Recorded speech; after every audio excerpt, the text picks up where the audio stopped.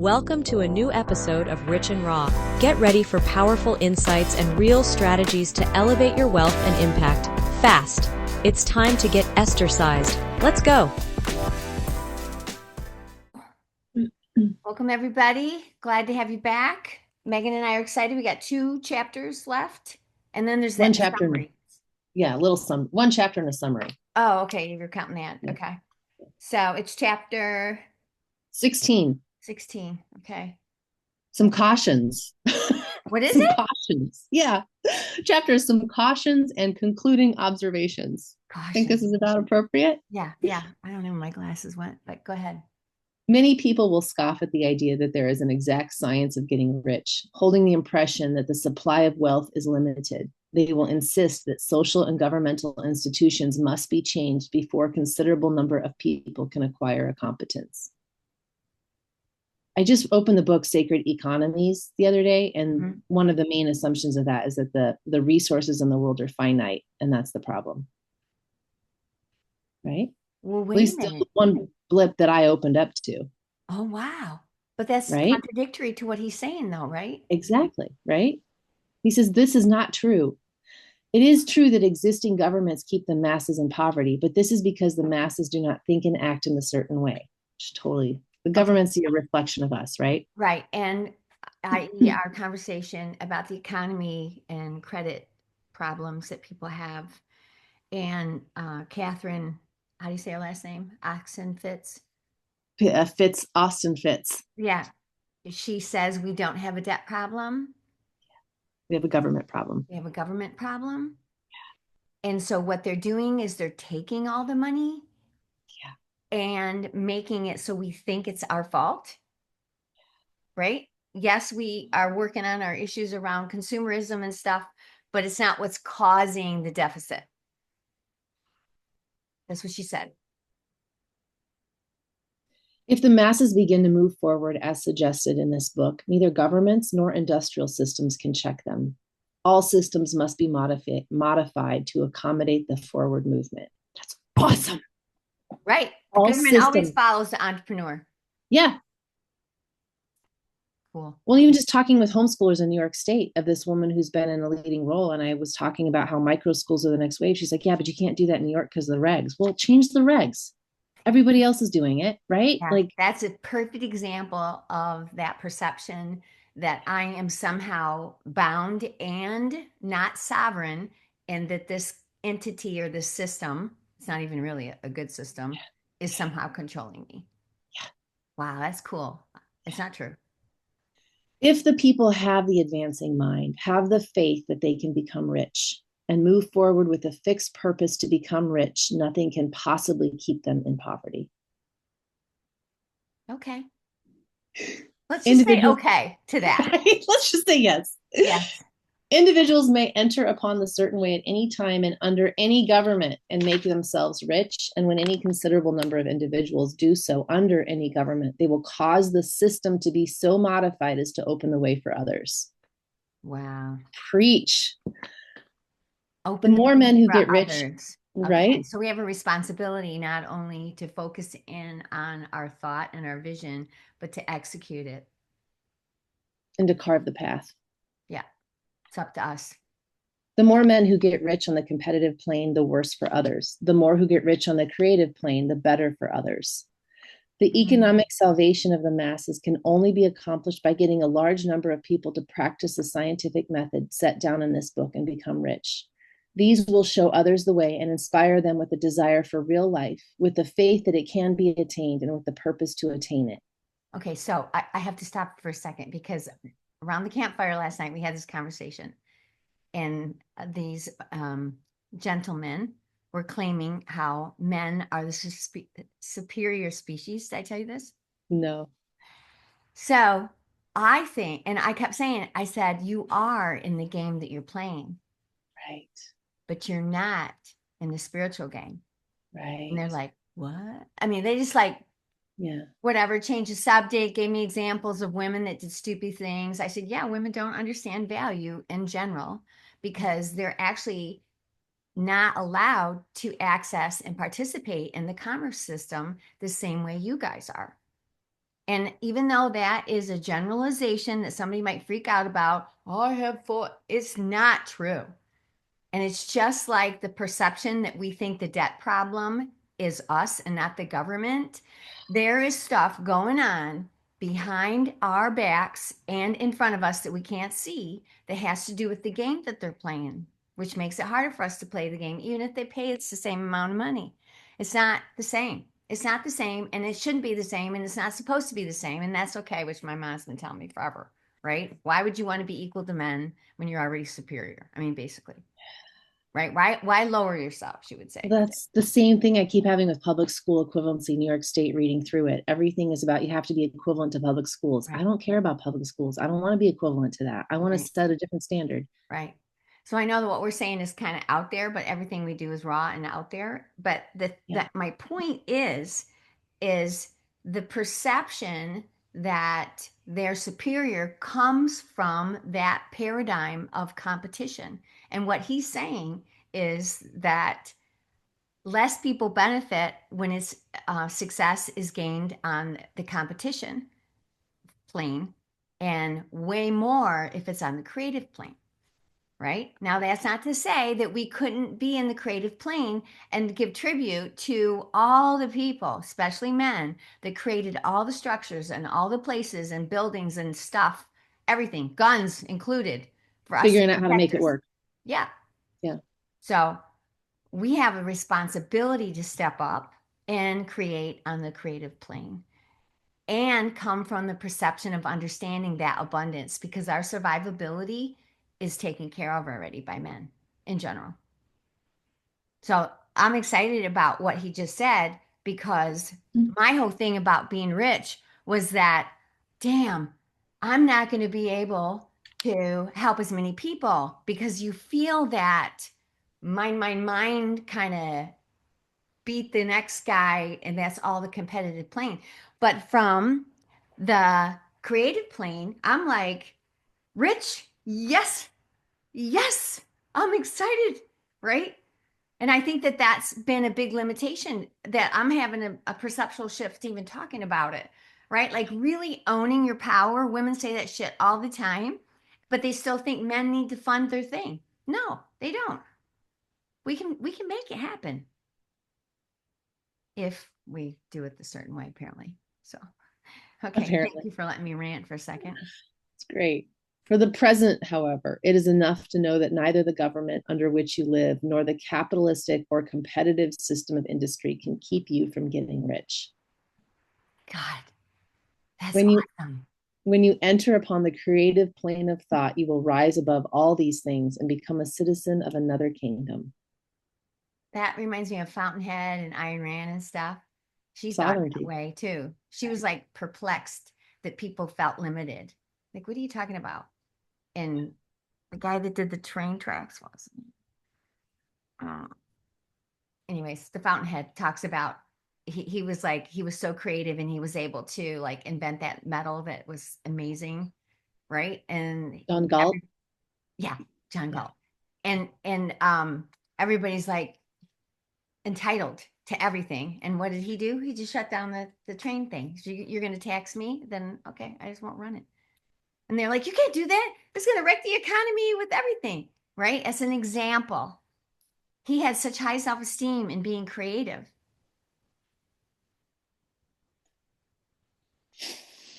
Are we done? Is that it? No, we're not done. Okay. But remember that your thought must be held upon the creative plane. You are never for an instant to be betrayed into regarding the supply as limited or into acting on the moral level of competition. Ooh, you gotta say that again. Remember that your thought must be held upon the creative plane. You are never for an instant to be betrayed into regarding the supply as limited or into acting on the moral level of competition.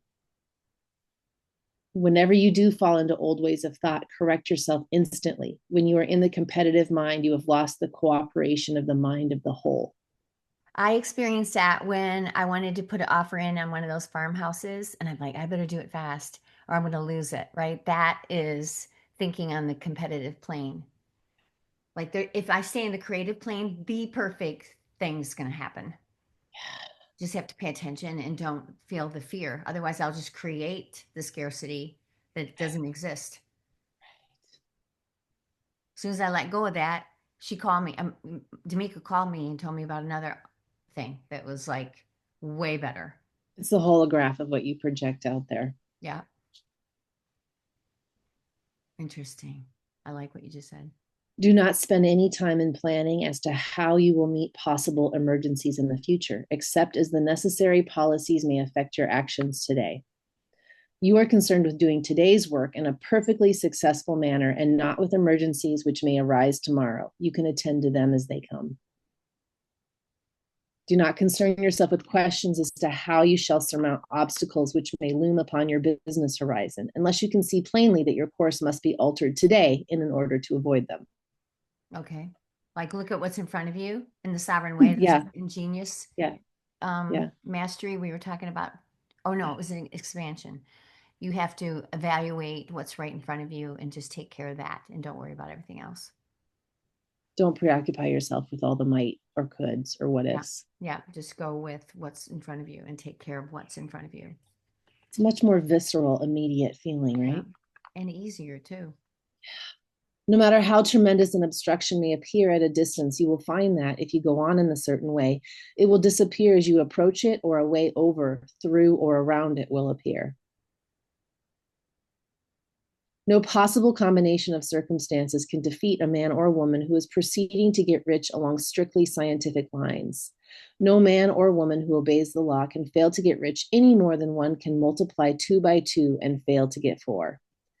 Give no thought to possible disasters, obstacles, panics, or unfavorable combinations of circumstances. It is time enough to meet such things when they present themselves before you in the immediate present, and you will find that every difficulty carries with it the wherewithal for its overcoming. It's interesting, right? All these people want to go to small farms because small farms is abundance. You can see in front of you how you can multiply.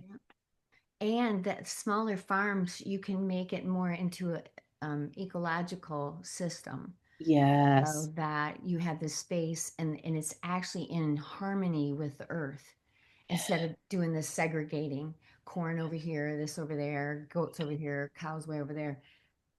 Those ones that I studied, they all have like this, they use the chicken poop to do one thing and they do, the cows do something else. It's all an ecosystem. Yeah. You can make it as big as small as you want, but it has to fit within that. Yeah. And not separate and not mass produced. Yeah. And it allows for the uniqueness that can emerge from each area. Yeah. How's that relate to what you just said, Megan? I lost the thought. Give no thought to possible disasters, obstacles, panics, or unfavorable combinations of circumstances. So that's a motivation, right? A lot of people are like, the world's coming to an end. They're going to try to control us. We need to just go off grid and just provide for ourselves. And I feel like there's always a lot of fear in that. But when you focus in farming and agriculture, you start to get an firsthand experience of the abundance that's possible. And you really do just focus on what's in front of you. I love that. You will find that every difficulty carries with it the wherewithal for its overcoming. Guard your speech. Okay. Never speak of yourself, your affairs, or of anything else in a discouraging way. Never admit the possibility of failure or speak in a way that infers failure as a possibility. Never speak of the times as being hard or of business conditions as being doubtful. Times may be hard and business doubtful for those who are on the competitive plane, but they can never be so for you. You can create what you want and you are above fear. When others are having hard times and poor business, you will find your greatest opportunities. Train yourself to think of and to look upon the world as something which is becoming, which is growing, and to regard seeming evil as being only that which is undeveloped. Always speak in terms of advancement. To do otherwise is to deny your faith, and to deny your faith is to lose it. Wow, I never thought of it that way. Like if you deny your faith and even allow yourself to go, I call that all negative thinking, right? Yeah. You lose it. Yeah. That's what it feels like too. Well, it's like if you're not listening to the good angel, you're listening to the bad angel, right? Right. And based on what we know from ESP, right? You get into a visceral experience in your body that's a template of when you had those bad times. And then you have more of that feeling. So you basically turn on that program in your body, which to me makes even more sense why you would never entertain suffering, apathy, of course not. Maybe you'll get angry and get yourself motivated, but to actually think that it's not going to work out puts you on the trail of where it hasn't. And that's not going to help you at all, ever. You already did it. You learned from it. And if you didn't, you're going to do it again so you can learn from it again, right? In a different state. But to actually think that there is a value to thinking that way, no. That's awesome. Never allow yourself to feel disappointed. Jesus. Wow. You may expect to have a certain thing at a certain time and not get it at that time. This will appear to you like failure. But if you hold to your faith, you will find that the failure is only apparent. Is it just me or does it feel great listening to this? I mean, Like the I hope light. everybody else feels great listening to it. It's the light at the end of a long, dark tunnel. Yeah. Go on in a certain way. And if you do not receive that thing, you will receive something so much better that you will see that the seeming failure was really a success. That's what everyone says. The worst times were my best times. Every book says the same thing. A student of this science has set his mind on making a certain business combination, which seemed to him at the time to be very desirable, and he worked for some weeks to bring it about. Right. When the crucial time came, the thing failed in a perfectly inexplicable way. It was as if some unseen influence had been working secretly against him. He was not disappointed. On the contrary, he thanked God that his desire had been overruled and went steadily on with a grateful mind. In a few weeks, an opportunity so much better came his way that he would not have made the first deal on any account. And he saw that a mind which knew more than he knew had prevented him from losing the greater good by entangling himself with the lesser. Wow. Never compromise. No. If you're going to fight with a pig, you're going to get muddy. This is the way every seeming failure will work out for you if you keep your faith, hold to your purpose, have gratitude, and do it every day, all that can be done that day, doing each separate act in a successful manner. When you make a failure, it is because you have not asked for enough. Keep on, and a larger thing than you were seeking will certainly come to you. Remember this. Mm-hmm. That's in italics. I'll read it again. Wow. When you make a failure, it is because you have not asked for enough. Keep on, and a larger thing than you were seeking will certainly come to you. Remember this. That's awesome. So it's not because I'm asking for too much, it's because it's not big enough yet. Right. Keep asking for more. The opposite of what everybody tells you. You expect too much. You push too hard. You're not being realistic. You're never content. You're Megan, my God. Well, so I think if this resonates to people, that it's because you're one of the weirdos like us that's been trying to figure it out and you can't figure out why you don't work. The matrix doesn't feel good. You understand it, you can make it work, but you're done pushing. You don't want to push anymore. That's why I think the timing of us reading this book has been incredible through this last months. So I'm going to start interviewing people that are weirdos too, that are actually working in the creative field. And I don't care what walk of life. If they're in the creative plane, I want to talk to them. What do you think? I got a few people in mind.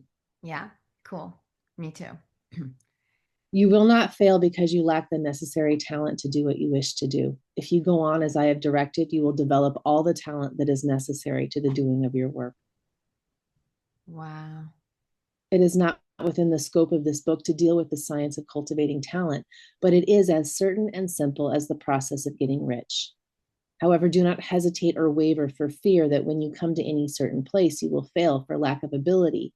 Keep right on, and when you come to that place, the ability will be furnished to you. The same source of ability which enabled the untaught Abraham Lincoln to do the greatest work in government ever accomplished by a single man is open to you. You may draw upon all the mind there is for wisdom to use in meeting the responsibilities which are laid upon you. Go on in full faith. Study this book. Make it your constant companion until you have mastered all the ideas contained in it. While you are getting firmly established in this faith, you will do well to give up most recreations and pleasure and to stay away from places where ideas conflicting with these are advanced in lectures or sermons. Do not read pessimistic or conflicting literature or get into arguments upon the matter. Do very little reading outside of the writers mentioned in the preface. Spend most of your leisure time in contemplating your vision, in cultivating gratitude, and in reading this book. It contains all you need to know of the science of getting rich, and you will find all the essentials summed up in the following and final chapter. Awesome. That's awesome. So next week, we'll wrap this up, and then you'll go through what your plans are for the next Yes. round, right? In fact, I'm going to make a schedule, and I already have talked to like 3 or 4 people, but make sure we can get them knocked down. And Awesome. I'd like to interview you too at some point. Maybe you should be the first. Me, or I can interview you. Oh, that's good too. Right. I'm up for that. Yeah. There we go. So thanks everybody for listening. See you next time. Bye. That's a wrap for today's episode of Rich and Raw. If you enjoyed it, don't forget to like, share, and subscribe to stay updated.